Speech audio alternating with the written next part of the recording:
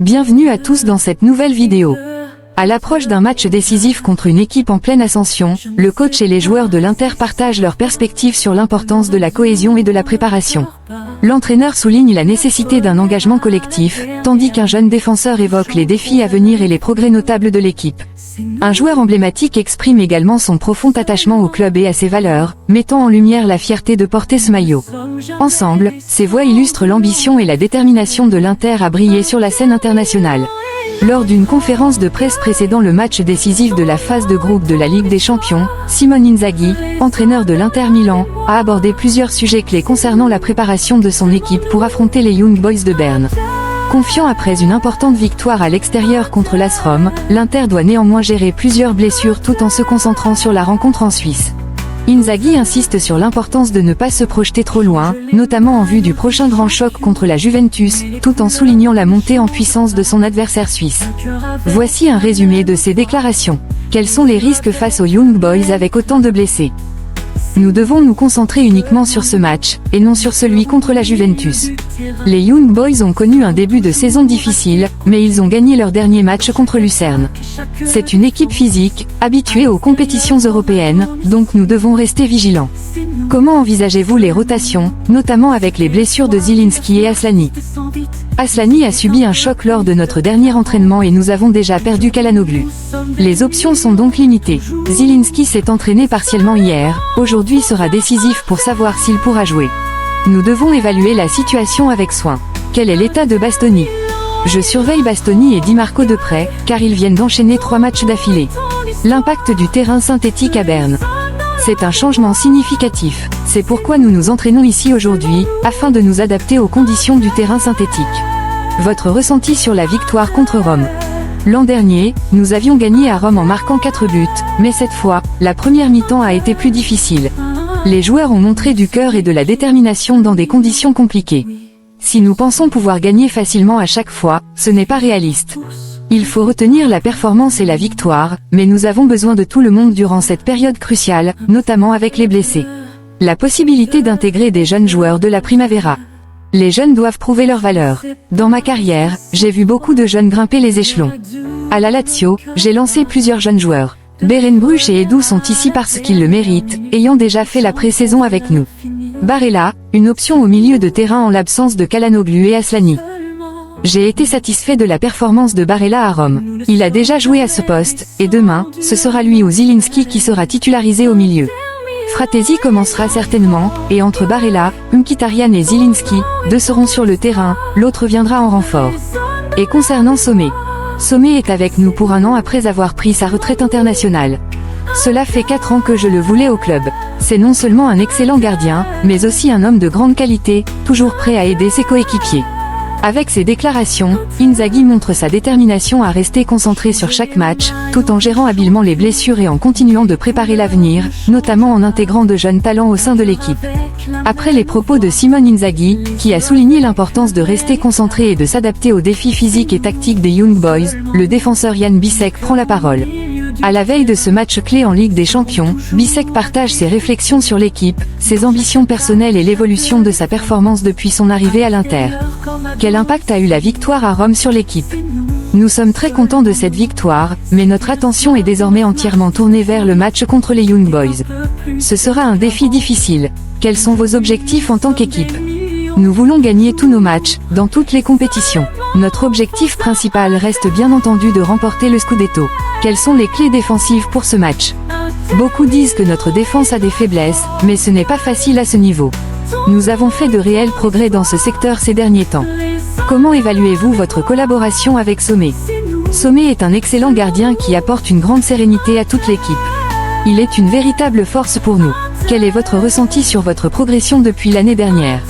Je sens que je progresse énormément, mais je ne veux pas m'arrêter là. Je reste toujours à la disposition de l'entraîneur pour continuer à m'améliorer. Avez-vous comblé l'écart avec Pavard à votre poste ? Se mesurer à un joueur de la classe de Benjamin Pavard n'est jamais facile. J'étais conscient de mon retard dans la hiérarchie, mais je pense avoir fait du chemin et réduit cet écart. Il est important pour moi de mériter la confiance de l'entraîneur. Comment aidez-vous Palacios, qui vient d'arriver ? Ce n'est pas facile pour lui, et je comprends ce qu'il traverse car j'ai été à sa place. J'aimerais l'aider davantage, mais la barrière de la langue est un obstacle. Pendant mes 4 premiers mois ici, j'ai très peu joué, mais c'est normal de devoir s'adapter. Le niveau en Italie est élevé, et il doit continuer à progresser. Je suis certain qu'il apprendra beaucoup, tout comme moi avec Pavard et Darmian. À travers ses déclarations, Jan Bisek montre sa détermination à évoluer au plus haut niveau tout en contribuant à l'ascension collective de l'Inter, tant en Italie qu'en Europe. Après les mots de Jan Bisek, qui a exprimé sa volonté de s'imposer à l'Inter et de contribuer au succès de l'équipe, nous plongeons dans un récit plus personnel et émouvant, celui de Federico Di Marco. Le défenseur italien, issu du centre de formation de l'Inter, revient sur son parcours, sa passion pour le club et les épreuves qu'il a traversées avant de devenir l'un des piliers des Nerazzurri. Dans une longue interview pour le podcast BSMT, disponible sur YouTube, Di Marco évoque sa carrière, depuis ses débuts à l'Inter Academy jusqu'à la conquête du Scudetto. Le surnom, Dimash. Di Marco raconte l'origine de son surnom. Il est né à mon retour à l'Inter, après mon passage à Vérone. C'est Mister Inzaghi qui a commencé à m'appeler comme ça, un surnom qui est sorti de nulle part. Depuis, tout le monde m'appelle Dimash. Après la victoire en championnat, j'ai même fait faire une casquette avec ce nom, et le projet a pris forme à partir de là. D'autres surnoms. J'avais un autre surnom, Whisky, mais c'est du passé maintenant. Comment s'est passée la trêve internationale? Porter le maillot de l'Italie est toujours un immense honneur. Il faut bien gérer l'enchaînement des matchs entre l'Inter et la Nazionale. Avec le club, tu as plus de temps pour ajuster les choses, tandis qu'en sélection, ce sont toujours des matchs décisifs et tu dois être à ton meilleur niveau. Le renouveau de la Nazionale. Oui, nous avons bien redémarré après un Euro décevant. Ce vent de fraîcheur était nécessaire. Le ressenti lorsqu'il porte le maillot de l'Italie. C'est une sensation magnifique. Je n'y suis pas arrivé rapidement, mais depuis que j'ai commencé à jouer régulièrement avec l'équipe nationale, j'ai pu évoluer et j'en suis très fier. Son parcours à l'Inter. Je ne suis pas un joueur prédestiné. Je suis un compétiteur, et lorsque je monte sur le terrain avec le maillot de l'Inter, je donne tout pour mes coéquipiers et pour le club. Chaque match avec ce maillot a une importance particulière, même si certains sont encore plus cruciaux. Tout ce que j'ai appris, je le dois à mon passage dans le secteur giovanil de l'Inter. Réaction aux commentaires sur les réseaux sociaux. C'est toujours agréable de lire des compliments, mais je n'aime pas les comparaisons. Chaque joueur a sa propre histoire. Le football est fait de moments, et j'ai connu des hauts et des bas à l'Inter. Après des défaites importantes, comme celle en finale de la Ligue des Champions, tu te relèves, et cela m'a motivé à vouloir gagner le championnat l'année suivante. Sa gestion des émotions pendant les matchs.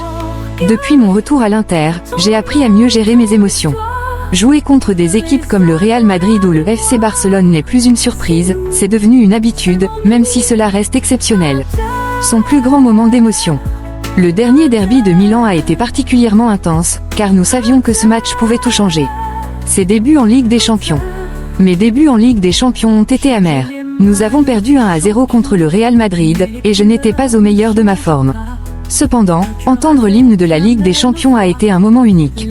Récupéré après une défaite. Quand il y a une semaine entre deux matchs, je prends quelques jours pour digérer une défaite. Je ne suis pas triste, mais plutôt furieux. Mes amis savent immédiatement dans quel état je suis. Quand tu dois rejouer rapidement, tu te relèves plus vite. Son lien avec les supporters. Les tifosi savent que je suis l'un des leurs, et cela compte énormément pour moi. L'Inter est tellement spécial pour moi. Je respecte ce maillot et il doit être traité avec le plus grand soin. Un parcours unique. J'ai commencé à l'Inter à l'âge de 8 ans. J'ai suivi toutes les étapes, et aujourd'hui, je joue pour l'équipe première.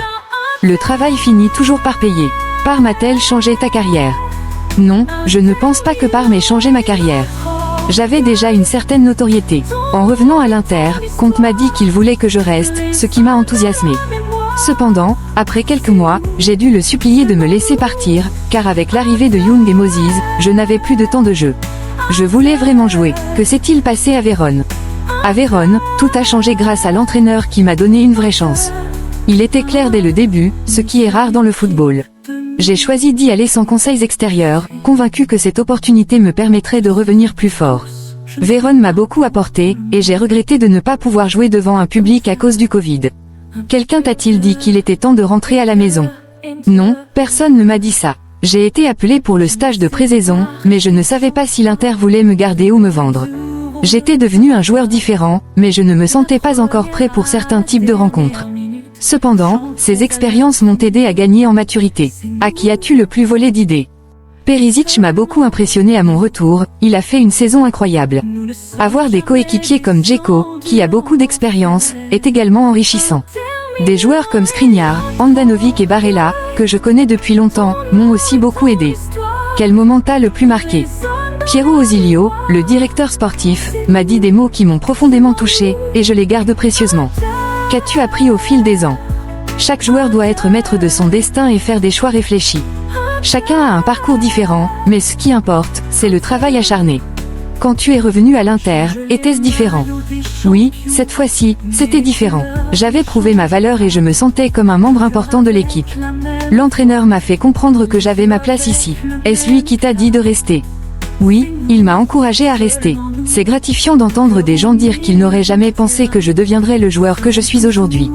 As-tu déjà pensé à arrêter ta carrière? Oui, après ma blessure à Sion et la perte de notre bébé, j'ai beaucoup réfléchi. Ma femme m'a énormément soutenu dans ces moments sombres. Si je suis là aujourd'hui, c'est aussi grâce à elle et à nos enfants. Tes enfants sont-ils fans de l'Inter?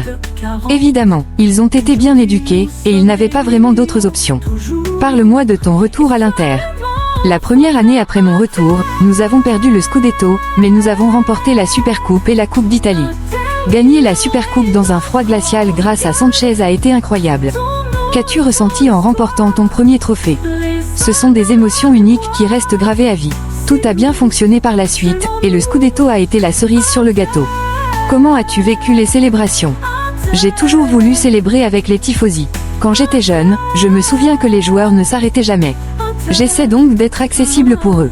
Que penses-tu des tifosi des autres équipes? On ne peut pas plaire à tout le monde, mais c'est gratifiant de voir que même les supporters des autres équipes admirent ma détermination sur le terrain. Quelles sont tes idoles? J'ai beaucoup de respect pour Théo Hernandez, et mon idole d'enfance était Roberto Carlos. J'essaie de tirer le meilleur de chaque joueur, sans me comparer à eux. Quelle est ta relation avec Materazzi? Nous avons une relation étroite. Nous partageons une passion pour l'Inter et discutons souvent après les matchs. Qu'est-ce qui fait la différence sur le terrain aujourd'hui? À mon avis, c'est le temps de jeu. En jouant avec des joueurs de haut niveau, tu dois anticiper les actions une seconde à l'avance, et cela change tout. De quel but es-tu le plus fier? Mon premier but sur coup franc contre la Sampdoria, car c'est le début de mon histoire avec l'Inter. Comment est l'ambiance dans le vestiaire? Nous formons un groupe soudé. Il est important d'avoir des relations positives, même si certains sont frustrés de ne pas jouer. Comment réagis-tu après une défaite? Les défaites font partie de l'apprentissage, elles m'aident à grandir. Que penses-tu d'Inzaghi? J'ai appris à apprécier sa capacité à rester léger et calme, même dans les moments difficiles. Quelle est ta relation avec le Fantacalcio? C'est ma première année à y jouer, et c'est amusant de le faire avec des amis. J'ai même sacrifié mon équipe pour le bien de l'Inter. Federico Di Marco montre à travers cette interview son profond attachement à l'Inter et sa volonté constante de s'améliorer, tout en étant fier de représenter les couleurs de son club de cœur. Merci d'avoir suivi cette vidéo.